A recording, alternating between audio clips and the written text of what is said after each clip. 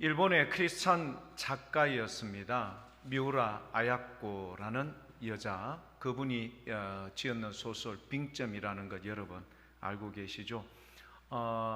미우라 아야코는 1922년에서 태어났습니다. 북해도에서 태어났고 1999년 77세의 일기로 10월 달에 그렇게 세상을 떠났던 여인입니다.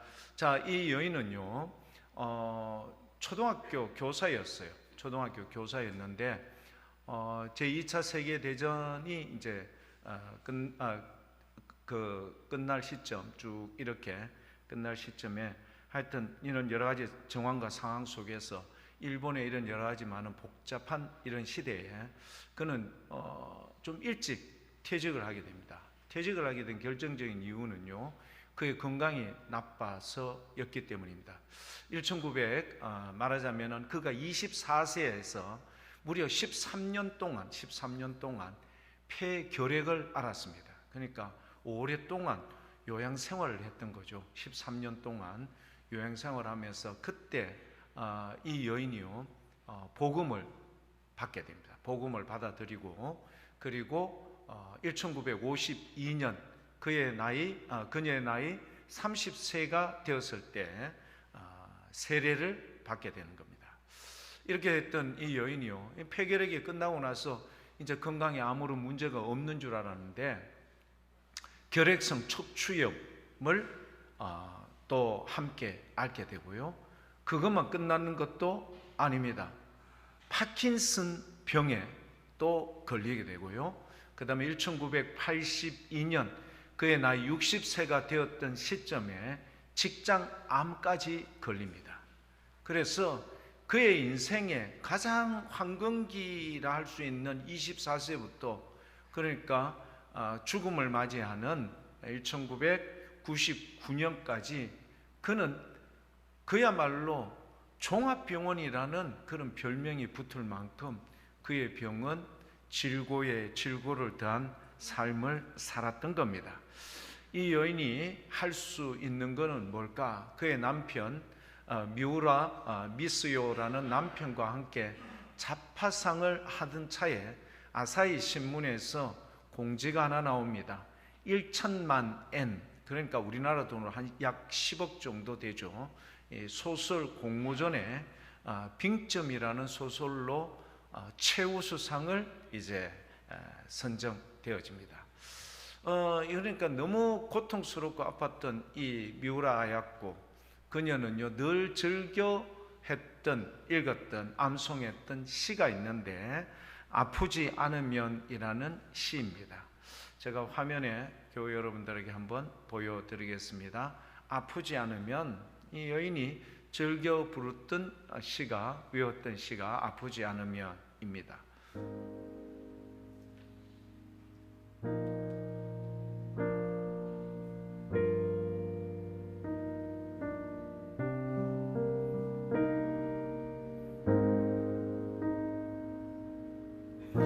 아프지 않으면 드리지 못할 기도가 있다.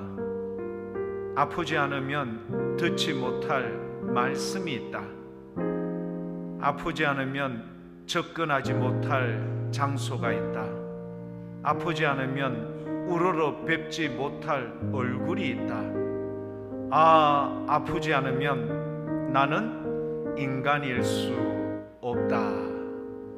이게 미우라 아야코 이 크리스찬이면서 시인이었던, 그리고 소설가였던 이 여인이 즐겨 암송했던 내용의 시입니다. 미우라 아야코는 아픔이 있어야 기적을 믿을 수 있다고 그는 확신을 하고 있습니다. 아픔이 있어야 기적이 믿을 수 있다. 기적을 믿을 수 있다. 기적은 기적을 간절히 소망하는 자에게 나타난다. 아파야 간절한 기도가 있고요, 아파야 거룩한 주님의 얼굴을 뵐 수 있습니다. 그때 우리는 비로소 인간이 된다. 이게 미우라 아야코 이 소설가의 확신이었습니다. 아파야 우리는 인간이 된다. 아주 놀라운 신앙의 통찰력이지 않습니까? 교회 여러분, 생각해 보십시오. 13년의 길고 긴 시간을, 그것도 최고의 황금기인 24세에서 37세까지 폐결핵으로 요양병동에서 누워 있어야 했던 여인, 그게 끝나지 않고 그 결핵의 균이 남아있어서 척추까지 문제를 일으켰던 결핵성 척추염, 곧이어서 파킨슨 병에 걸려서 온전한 삶을 살 수 없는 그에게 심지어는 직장암이라는 무시무시한 이런 병의 연속성 때문에 고통스러웠던 이 여인. 그렇지만 이 여인이 확고부동한 확신이 있는 한 가지는 뭐냐? 이런 아픔, 고통 속에서 하나님의 음성을 들을 수 있었고, 하나님에 대한 분명하고 확신 있는 그런 확신 있는 고백, 이게 미우라 아야코에게는 어느 누구에게는 없는 분명한 신앙의 고백이 있었던 겁니다. 교회 여러분, 많이 아프신가요? 힘드신가요? 여러분, 그런 상황 속에서 조용히 울려 퍼지는 우리 하나님의 음성, 주님의 모습을 뵙는 우리 모든 믿음의 교회 여러분들 될 수 있길 축복합니다. 분명한 이런 삶. 그래서 우리 성경에도 이런 환우들이 많이 나옵니다. 우리 오늘 본문 말씀에 나오는 바디메오, 디메오의 아들이죠. 그의 이름도 없습니다. 그러니까 일찍 버림을 받았던 것 같아요. 자기의 이름도 없는 디메오의 아들이라는 이런 명칭으로 불려지는 이 바디메오, 그는 시각 장애인이었습니다. 얼마나 답답하고 힘들었을까요? 매일 매 순간 그는 말하자면은 다른 사람에게 다른 사람에 의해서 그렇게 삶을 살았던 사람이 바로 바디메오입니다. 그렇지만 이 바디메오는요, 성경에 있어서 참 중요한 인물이었습니다. 왜냐하면은 이 바디메오를 통하여서 우리에게 예수님의 확실하고 분명한 것을 증언해 주기 때문입니다. 이 바디메오의 스토리는요, 마태복음, 그리고 마가복음, 그리고 누가복음에 각각 모두 증거됩니다. 그리고 내 믿음이 너를 구원하였다라는 이런 칭찬을 들었던 것은 마가복음 안에서는 이 바디메오와 그리고 12혈류증을 앓았던 여인밖에는 없습니다. 누가복음에서는 두 사람이 더 증언이 되는데요, 누가복음 7장에 죄 많은 여인이라는 이 여인과, 그리고 누가복음 17장에 등장하는 사마리아 나병 환자, 이 사람밖에는 없습니다. 자, 우리가 보기에는 비천하고 거지며 그리고 장애를 가지고 있는 자였지만 성경은 이렇게 극찬하는 이유가 뭘까? 그것은 비록 눈은 보이지 않았지만 우리가 볼 수 없었던 주님에 대한 확실한 증거를 가지고 있었기 때문입니다. 교회 여러분, 이게 얼마나 중요한 우리에게 시사하는 내용인지 모릅니다. 눈은 볼 수 없지만 주님을 확실하게 분명하게 신앙 고백을 할 수 있는 이 바디메오, 오늘 이 바디메오의 믿음을 통하여 저와 우리 모든 교회 여러분들이 온전한 믿음을 회복하여 주님을 고백하는 믿음 있는 귀한 교회 여러분들 다 될 수 있길 축복합니다.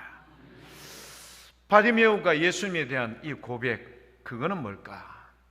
교회 여러분, 우리는 종종 이런 표현을 합니다.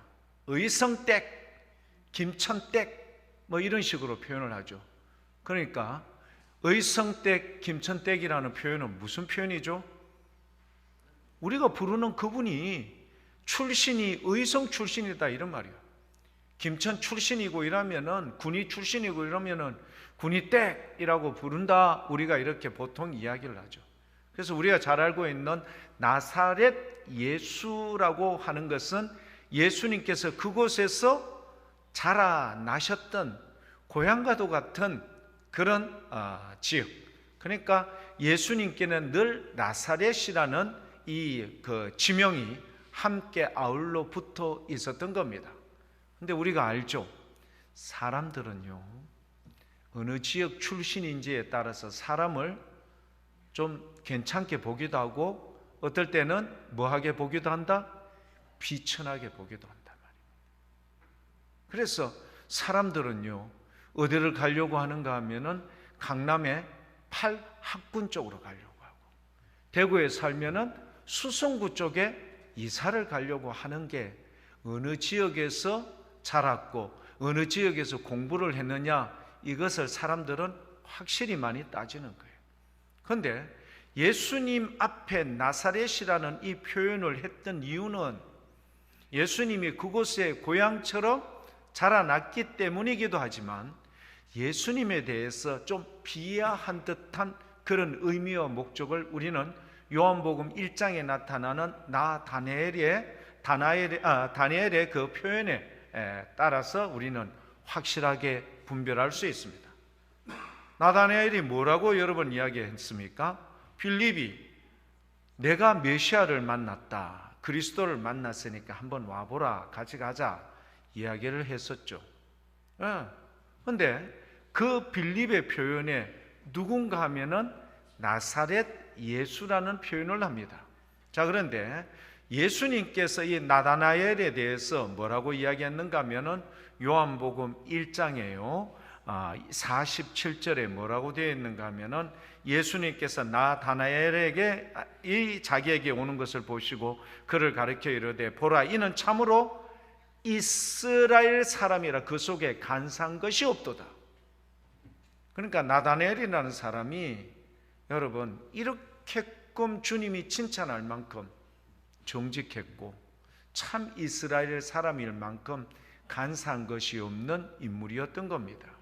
그가 예수님에게 뭐라고 질문하고 답변을 들었는가 하면요, 빌립이 나사렛 예수라는 말을 했을 때 요한복음 1장 46절에 나사렛에서 무슨 선한 것이 날 수 있겠느냐, 그렇게 얘기를 했거든요. 그러니까 빌립의 그런 말하자면 권유에 대해서 이런 지하에 뭘 했다? 거기에 대해서 하찮게 여긴 거예요. 나사렛 출신의 사람이 자기는 여러분 무화과 나무 밑에서 뭘 했는가 하면은 네가 무화과 나무 밑에서 하나님의 나라를 기대하며 말씀을 보며 기도하는 모습을 내가 보았다. 이 예수님께서 너에 대해서 미리 알고 있었음을 이렇게 선제적으로 이야기를 하셨거든요. 근데 그때 그 이야기를 딱 들었고 그 말씀에 대해서 누가요? 나다나엘이 승복하는 거죠. 나사렛에 대해서 이런 지하에 거절했던 부정적인 의미가 많았고 그곳에서 무슨 선한 것이 나겠느냐, 그곳 출신자가 무슨 메시아고 그리스도가 될 수 있겠느냐라는 이런 의미로 했을 때 누구는요, 그렇지만 예수님의 그런 선제적인 그 나다나엘의 모습을 말씀하고 난 뒤에 그는 굴복합니다. 승복합니다. 그리고 예수님의 존재를 인정하게 되는 겁니다. 자, 나사렛 예수라는 많은 사람들이 그렇게 지칭을 했을 때 우리 오늘 본문 말씀에 시각장애를 가지고 있었던 여러분 바디메오는요 뭐라고 예수님에 대한 호칭을 여러분 이렇게 불렀는가 하면은 다윗의 자손, 바로 다윗의 자손으로 그리스도 즉 메시아가 오신다라는 것을 수많은 선지자들, 예언자들을 통하여서 이는 확실하게 믿음으로 고백했던 겁니다. 사람들은 그 나사렛 출신에 대해서 좀 뭔가 모르게 비하하고 뭔가 모르게 좀 여기에 대해서 하찮게 여기는 그런 상황 속에서도 오직 바디메오 같은 경우는 이 예수님에 대해서 분명한 믿음의 고백으로 다윗의 자손이었던 예수님, 나를 불쌍히 여겨달라고 이런 확실한 고백으로 나갔던 겁니다. 교회 여러분 아시죠? 우리가 이 땅에 살아갈 때 예수님이 누구신지에 대해서 정확하게 알고 고백하는 것이 매우 중요합니다. 예수님이 누구신가?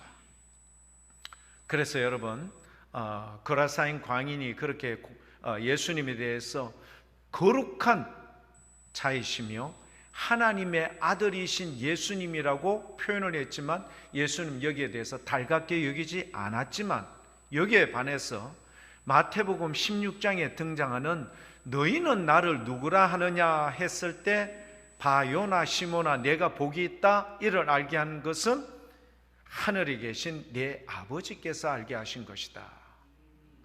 뭐라고 표현을 했을까요? 주는 그리스도십니다. 살아계신 하나님의 아들이십니다. 교회 여러분, 살아계신 하나님의 아들이신 그분이 바로 나를 위해 십자가를 지셨던 바로 예수 그리스도이신 거기 때문입니다. 근데 여러분, 마태복음 16장에 여러분 이런 고백을 하고 난 뒤에 예수님께서 세 가지의 약속을 하죠. 첫 번째 약속은 이것을 알게 하신 분은 하늘에 계신 내 아버지께서 알게 하셨다. 여러분, 예수님이 그리스도시고 나의 구주인 것을 믿음으로 확신하시죠? 여러분, 이거를 내 스스로 고백할 수 있는 게 아니라 이런 고백을 할 수 있도록 말씀하게 해주시는 그분이 내 안에 내주하게 계시기 때문입니다. 이게 없이는 불가능한 거예요. 두 번째, 너는 베드로라. 내가 이 반석 위에 뭘 세우겠다? 내 교회를 세우겠다. 무슨 권세가 이기지 못한다? 음부의 권세가 이기지 못한다. 여러분 이런 고백을 하는 우리 모두에게 마치 음부의 권세를 이기지 못하는 하나님의 교회로 여러분을 다 세워주신 거예요. 여러분, 교회라는 것은 하드웨어적인 이런 건물, 이거를 우리는 교회 아니고 교회당이라고 하죠. 교회라는 것은 예수 그리스도를 나의 구주로 믿음으로 고백하는 무리를 교회라고 이야기하는 거예요. 그러니까 우리 복무교회라는 것은 교회당, 하드웨어적인 이런 건물을 이야기하는 게 아니라 이 믿음의 고백을 하는 일련의 무리들, 우리 모두 다가 뭐가 되는 거예요? 교회가 되는데, 이 교회를 누가 이기지 못한다? 음부의 권세가 이기지 못할 것이다. 마지막 세 번째 주셨던 약속은 어떤 약속입니까? 천국의 열쇠를 주리니 네가 땅에서도 매면 하늘에서도 매일 것이고 네가 땅에서 풀면 하늘에서도 풀리리라. 이런 은혜와 축복을 우리 모든 믿음의 교우들에게 주신 거예요. 뭐 하면? 예수님에 대한 확실한 분명한 고백과 그리고 신앙 고백이 있으면은 이런 자들에게 놀라운 은혜와 축복이 임하는 줄 믿습니다. 이거를 시각장애인이었지만 바디메오가 가지고 있었어요.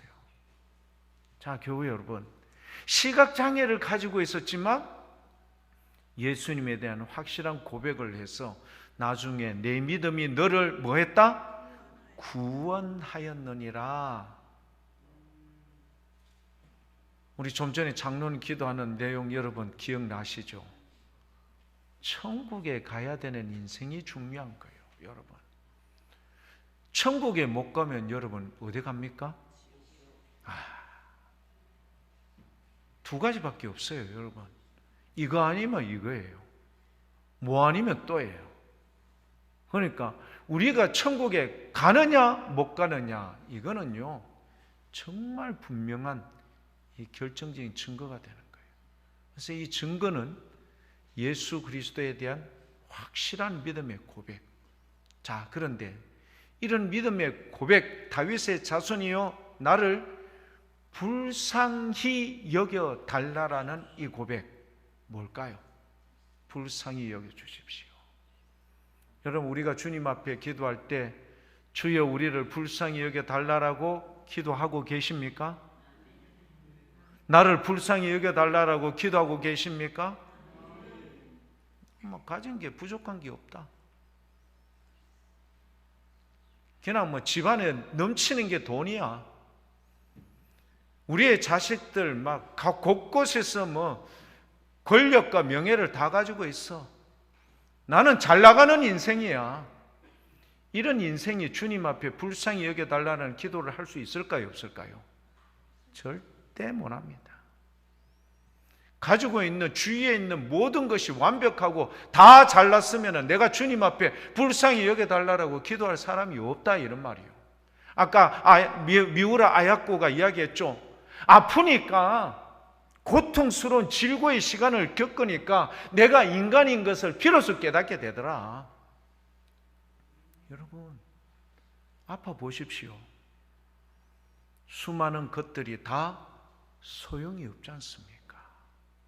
그런데 이런 아픔의 문제를 진정으로 해결해 주실 분은 누구밖에 없다? 다윗의 자손이신 예수 그리스도밖에 없다.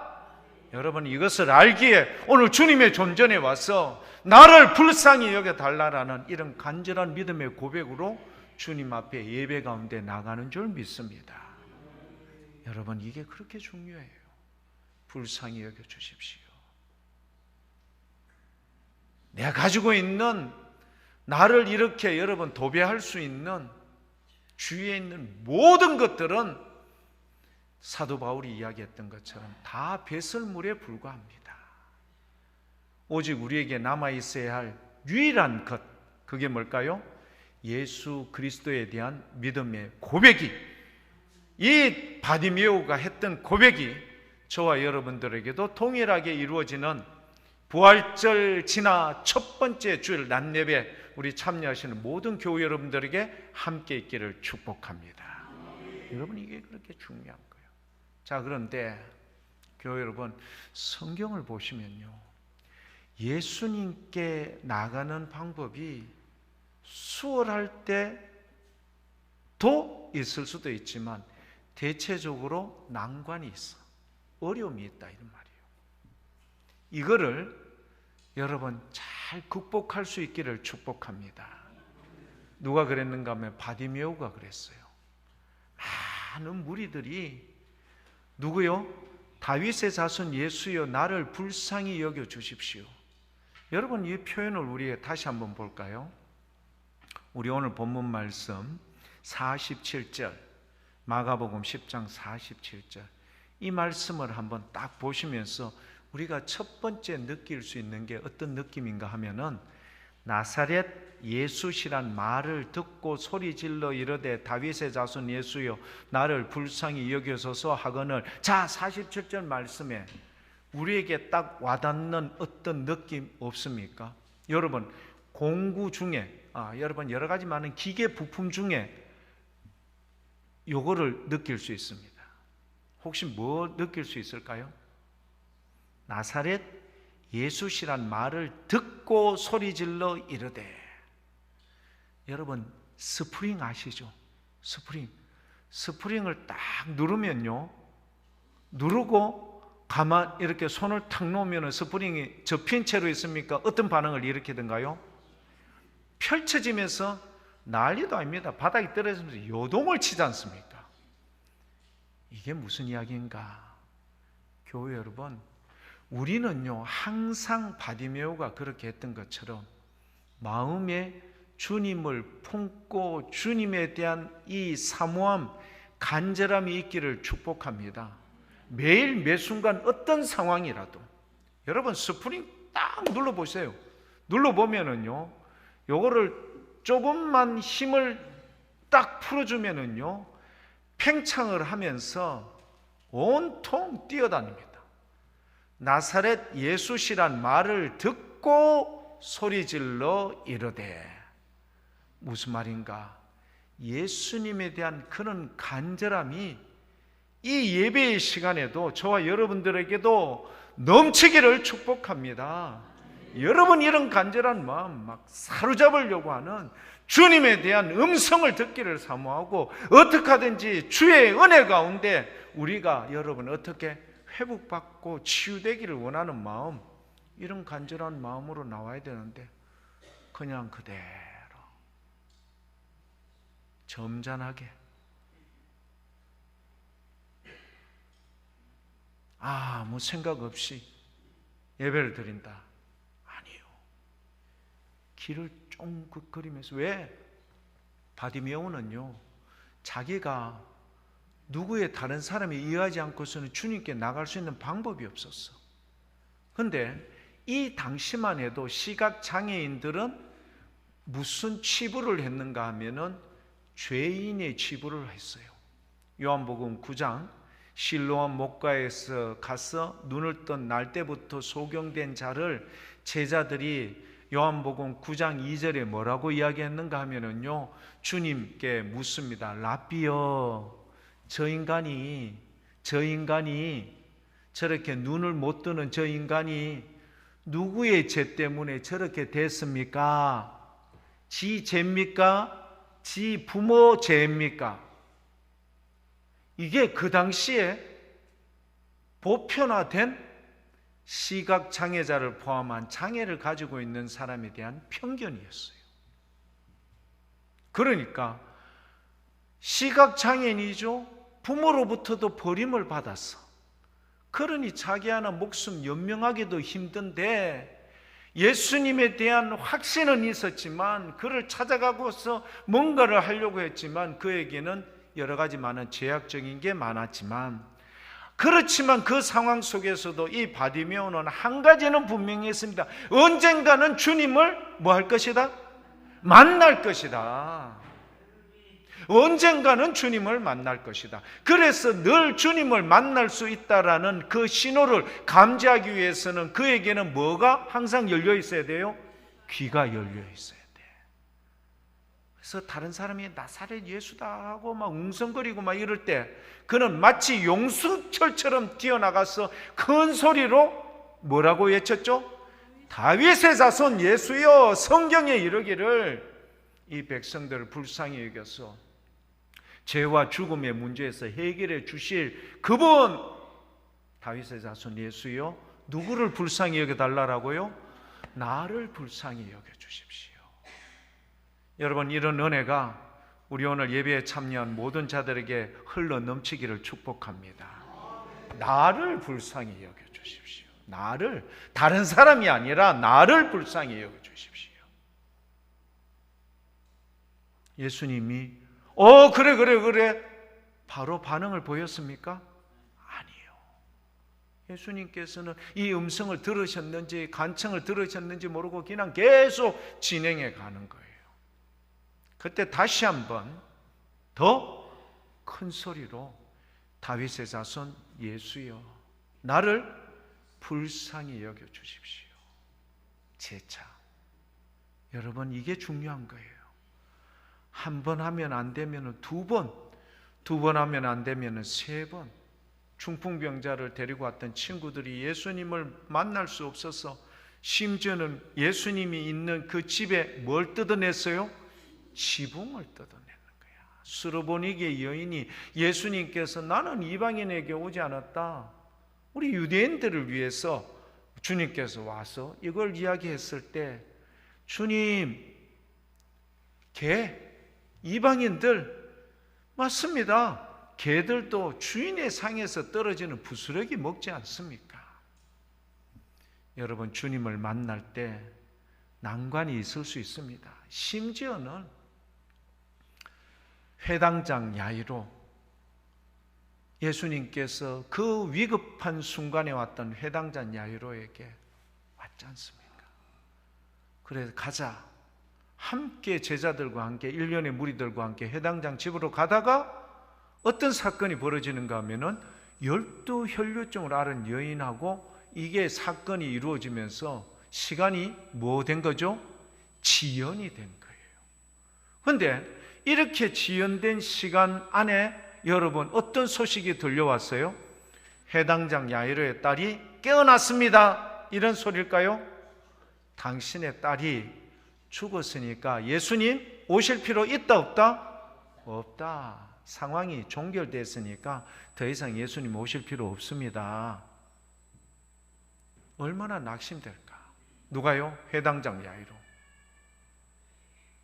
이 12 혈류병 여인의 사건만 없었으면은 그래도 예수님이 집에 가셔서 우리의 딸을 살려낼 수 있었을 텐데, 상황이 종결돼서 크게 낙심하는 이 회당장 야이로에게 예수님께서 하셨던 말씀이 여러분 뭐였습니까? 회당장 야이로의 말씀이 뭐냐? 36절, 마가복음 5장 36절입니다. 마가복음 5장 36절. 마가복음 5장 36절, 이렇게 성경을 이야기합니다. 같이 한번 읽어볼까요? 예수님께서 그 하는 말을 곁에서 들으시고, 죽었으니까 이제 이분을 놓아주세요, 그냥 자유롭게 하게 하십시오, 가게 하십시오. 회당장에게 이르시되, 여기는 회당장에게 이르시되가 아니라 오늘 이 자리에서 예배를 드리고 있는, 주님 앞에 기도했는데 안 되더라, 반응이 없더라, 안 났더라, 응답이 없더라 라고 생각하시는 분 계십니까? 그런 분 계십니까? 기도 나도 이 문제 가지고 기도 많이 했다, 나름대로 열심히 기도하고 나도 간절함으로 했다, 근데 안 되더라, 포기할란다, 그런 분이 계시죠. 그런데 주님께서 여러분의 생각을 아시고 회당장에게 이르시되 했던 것처럼 사랑하는 교회 여러분들의 이름을 부르면서 이르시되 뭐라고 말씀하셨을까요? 두려워하지 말고 믿기만 하라. 할렐루야. 여러분의 기도는요, 절대 쓰레기통에 던져지지 않습니다. 여러분의 기도와 간구는요, 다 하늘나라에 상달돼요. 천사가요, 아름다운 은쟁반 그릇에 담아서 올라간다, 이런 말이요, 교회 여러분. 그러니까 뭐 하지 말라고요? 심지어는 죽었다 모든 사람이 포기하라 했지만 회당장에게 오늘 기도 가운데 응답 없다라고 포기하고 그냥 이 자리에 그냥 넋없이 앉아있는, 힘없이 앉아있는 우리에게 이르시되 뭐 하지 말고, 두려워하지 말고 뭐 하기만 하거라, 믿기만 하거라. 역사와 기적이 일어납니다. 어떻게 됐을까요? 딸이 살아난 줄 믿습니다. 교회 여러분, 이런 간절함으로 이 예배에 참여하면 우리 주님께서 이런 큰 위로의 약속의 말씀을 주시는 거예요. 그리고 바디메오가 그렇게 재차 뜨겁게 주님 앞에 나갈 수밖에 없었던 것은 그만큼 절실했고 간절했고 지금이 아니면 기회가 없다. 그래서 어려운 난관이 와도 이것을 극복할 수 있는 믿음을 가졌기 때문인 줄 믿습니다. 여러분, 주님을 항상 이렇게 달아보십니다. 우리가 진짜 제대로 믿는 믿음인지, 어떤 상황이 와도 주님을 끝까지 바라보며 끝까지 이렇게 관철시키며 나갈 수 있는 인생인지 달아보신다니까, 예배 가운데도. 그래서 우리 오늘 스스로 한번 돌이켜 봅시다. 우리 예수님은 3월 31일 날, 2024년 3월 31일 날 우리는 부활의 주님을 기념하여 부활절 예배를 드렸어요. 사망과 죄와 죽음의 문제를 해결해 주셨던 부활하신 주님, 부활의 첫 열매 되신 우리 주님께서 우리 모두에게 약속해 주셨던 이 기쁜 날, 우리는 부활절 지나고 첫 번째 주일날 이 예배에 함께 동참하고 참여합니다. 참여하는, 예배에 참여하는 자들의 마음에 뭐하지 않는, 포기하지 않는, 낙심하지 않는, 두려워하지 않는 믿음 있는 교회 여러분들 될 수 있기를 축복합니다. 여러분, 이게 바디메오를 그렇게 구원에 이르게 했을 뿐만 아니라 저와 여러분들에게도 주님 안에서 확실한 약속을 부여잡고 나가 여러분들의 삶의 모습들이 이렇게 변화되는 모습이 될 수 있기를 축복합니다. 한번 확인 한번 해볼까요? 옆에 분들 정말 확실하게 확인하고 있는지. 아이고, 뭐 목사님 늘 하던 소리 아이가, 저 소리 10년 전 20년 전에 똑같이 하던 소리인데 뭘. 교회 여러분, 서로 얼굴을 한 번씩 한번 보십시오. 우리 주님께서 우리에게 이렇게 말씀합니다. 두려워하지 말거라. 믿기만 하거라. 누구에게요? 얼마나 사랑했습니까? 나사로, 마르다, 마리아. 그 사랑했던 사람이 급전이 왔어요. 전보가 온 거예요. 예수님 빨리 좀 와주세요. 갑자기 오라비 나사로가 갑자기 위독하게 빨리 오세요. 근데 예수님은 야들아 빨리 차려라. 제자들하고 막 말 타고 막 달려갔습니까? 아니면은 이틀을 더 유하였어요. 얼마나 속이 타겠습니까? 마르다 마리아. 그런데 나사로는 마르다 마리아의 그런 간절함도 무시한 채 죽어버렸어요. 예수님께서 이런 마르다에게 여러분 했던 말씀이 있어요. 아시죠? 내가 믿으면 무슨 영광을 보게 될 것이다? 하나님의 영광을 보게 될 것이다. 내가 뭐 하면? 믿으면 하나님의 영광을 보게 될 것이다. 그러니까 마르다가 뭡니까? 부활 때는 우리가 모든 사람이 부활 때는 예수님 제일 마시고 부활 때는 다 그때 다 살아난다는 나 뭐 알아요. 그런데 지금 예수님께서 말씀하신 것은 네가 썩어서 냄새 난다고 하는 네 오라비 나사로가 어디서? 무덤에서 살아나오는 것을 내 눈으로 목도하게 될 거야. 이겁니다. 우리가 지금 현실의 중요함이 바로 이거예요. 우리 모두가 지금 여러분 이곳에 예배를 드리고 있지만 우리 마음에 찝찝한 해결하지 못한 어떤 문제들이 있을까요? 없을까요? 다 있습니다. 제가 볼게요. 박정숙 권사님 혼자만 있고 나머지는 문제 없는 모양이네요. 다 문제 있어 지금. 이게 잘 안 풀린다. 왜 이렇게 비비 꼬이지? 왜 이렇게 답답하지? 이런 문제들 다 있습니다. 우리 주님께서는요, 바디메오의 그런 모습처럼 저와 여러분들에게도 이렇게 여러분 찾아오시는데, 자, 오늘 본문 말씀 이게 참 중요합니다. 오늘 본문 말씀 몇 절을요? 49에서 52절 말씀이 참 중요합니다. 49절에서 52절까지의 말씀. 우리 오늘 본문 말씀 49절. 예수님께서 머물러 서서 그를 부르라. 3번 연거푸 부른다는 표현이 나옵니다. 3번 연거푸. 예수님께서 머물러 서서 그는 누구죠? 바디메오. 그를 부르라 하시니 그들이 여기서 그들은 뭐 했죠? 야 임마 조용해. 왜 이렇게 시끄럽게 떠들고 말이지? 입 닥쳐라고 이야기했던 그들이 그 맹인을 예수님께서 말하니 전달하는 거예요. 그 맹인을 부르며 이르되 심지어는 멋쩍은 자기들의 모습으로 안심하고 일어나라. 그분께서 너를 뭐한다? 부르신다. 교회 여러분, 이게 중요한 거예요.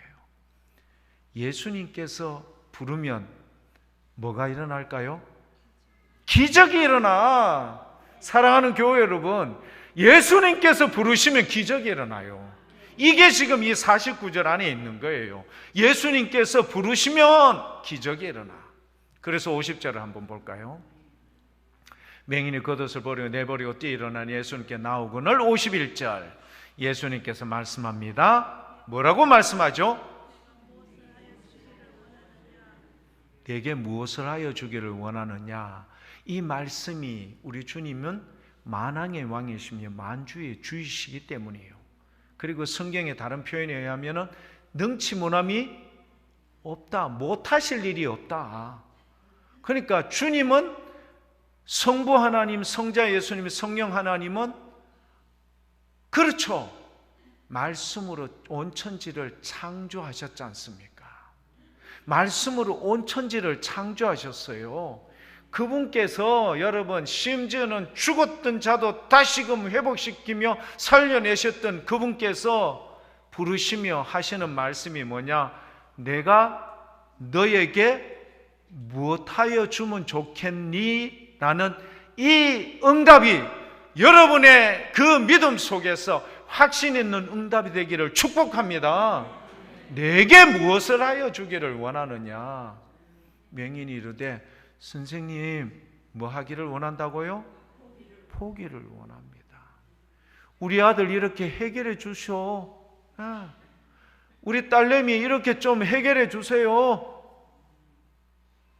내 아내 좀 이렇게 해주세요. 내 남편 이렇게 해주세요. 여러분, 그런 기도의 소망이 있습니까? 없습니까? 다 있어, 오늘 이 자리에.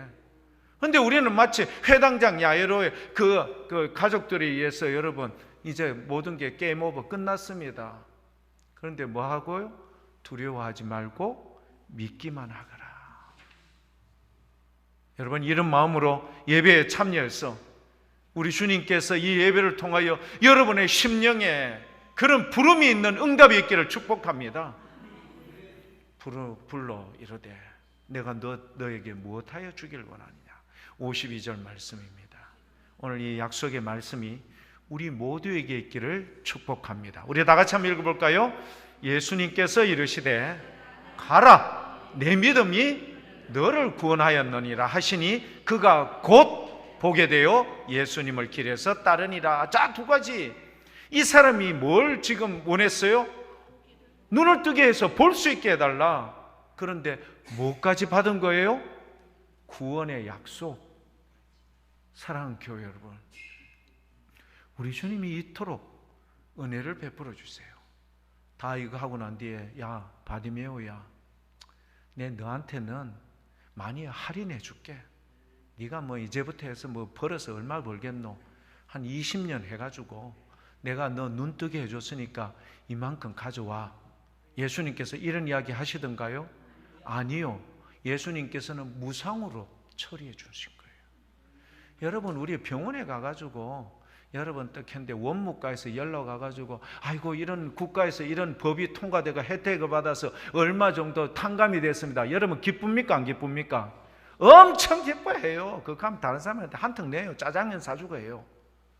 국가에서 그 정도 여러분 할인 혜택 받아도 그렇게 기뻐하면서, 병원에서 조금 깎아주는 거 할인해 주는 것도 기뻐하면서, 우리 주님께서 이렇게 온전하게 완전하게 완벽하게 고쳐주시고 난 뒤에 무상이다.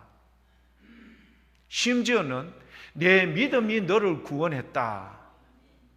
여러분, 이런 믿음을 가질 수 있기를 축복합니다. 이런 믿음을 가지는 자에게 주님께서는 모든 문제를 해결해 주실 뿐만 아니라 그의 앞날 또한 이렇게 형통하게 해주십니다. 이제 그 이후에 예수님을 따라가 11장부터 16장까지는 마가복음 전체는 16장이지 않습니까? 마가 요한은 전체 예수님 그 16장 중에서 11장부터 16장까지를 무슨 내용으로 여러분 기술을 했는가 하면은 예수님이 십자가를 지는 사건으로 기술을 해놓은 거예요. 그만큼 중요한 거예요, 이 마가 요한에게 있어서는. 자, 그런데 11장부터 그런 기술을 하는 그 말하자면 예고편으로 누가 등장이 된 거예요?